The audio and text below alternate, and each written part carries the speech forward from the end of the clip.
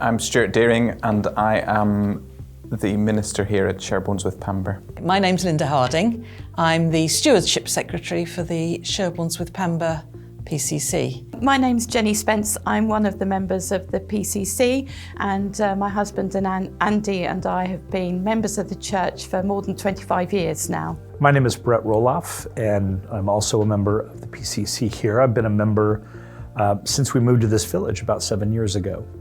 We had Georgie came and talked to us as a finance committee, as a PCC about giving. I think looking at the finances, chatting with our treasurer and the rest of the team, there was just clearly a need to be able to better plan for the future and to have regular giving, to be able to budget better and to plan for growth rather than the kind of reliance on gift days. For many years now, we've had a gift day in the last quarter of the year, usually because we've got a shortfall in the budget and we needed to make up the difference. And for a long time, it's been an aim to try and meet our outgoes from regular giving.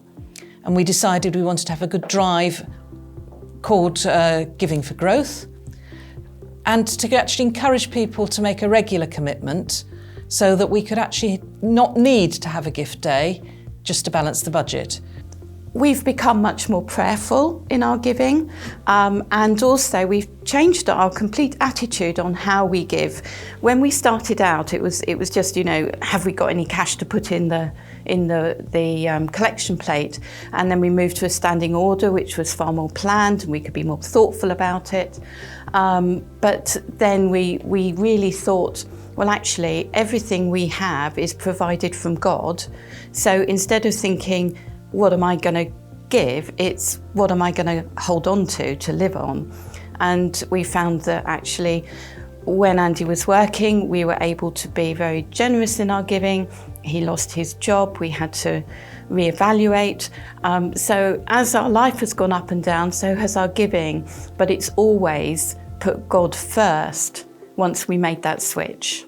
We recognise that we're all in very different situations, different circumstances. It was never about the amount of money, ever. And we were never, in terms of individuals, it was between them and the Lord about how much they give. But what we did want to say is to everyone who is committed to the church and committed to Christ that we all should be prayerfully thinking about how much we are giving and making that decision between us and God. And yes, CMF, I think it was a communication thing, just helping people see what that actually is, that it isn't just money all going away from us, that we receive lots back, but also helping them understand that what we perhaps are able to give away is going to grow God's kingdom in another part of the diocese.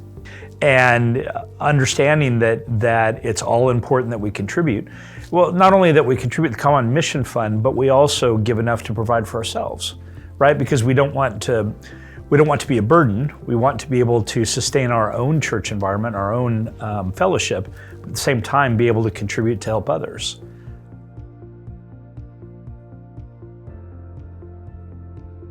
I think it is really important. One of the things that Georgie made really clear to us was impact. People need to know what the impact of their giving is going to be, and that was why we decided to start with actually sort of renewing our vision and our mission statement. What are we? Who are we about? What do we want to see happen over the next 12 months, over the next few years? Been praying about that, and then say, right, well, for this to happen, giving is going to need to increase, and sort of tying those together and helping people see that giving's not just about sort of running a church, it's about growing a church and about growing God's kingdom. There is a reticence to talk about giving. There's a concern that, if you speak too much about it, then it may bother people. But in reality, if people don't know that there's a need, then you're actually denying them the opportunity to help. You're denying the opportunity for them to kind of help in their Christian walk by giving them an opportunity to aid others in a way that they may not know even exists. So we thought, well, we will pray and we will ask God to help us with this. And we launched it with a prayer evening. And we asked the congregation if we could increase the giving by £604 a week, which was what we were looking for. And God is great, and He completely surpassed our expectations. We increased giving from our regular givers by 35%. We had 30% more people giving, and we ended up with